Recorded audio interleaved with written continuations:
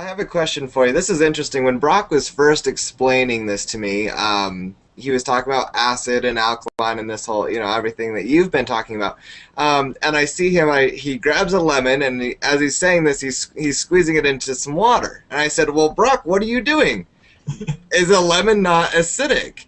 And so anyways, he explained that it's not the state pre-metabolism, right? It's how it affects your body once it's metabolized. Is my understanding correct? Well, let me add to that, okay? Okay. Because not necessarily.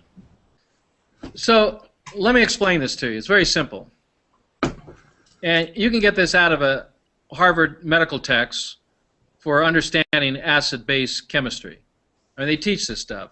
And I was surprised when I read, because I already knew this, but I read there in the text, lemons and limes are alkaline. And the reason why they're alkaline is because, number one, they're low acid because of low sugar and low citric acid and high potassium bicarbonate. You see, because when you eat an acid food, salivary glands are going to secrete alkalinity on it. The stomach's going to secrete alkalinity. But when you eat a lemon, you're actually making an alkaline contribution in the form of bicarbonates, which is greater than its sugar or citric acid. You got it? Roughly, yeah, okay. So in other words, it's kind of like you're an accountant.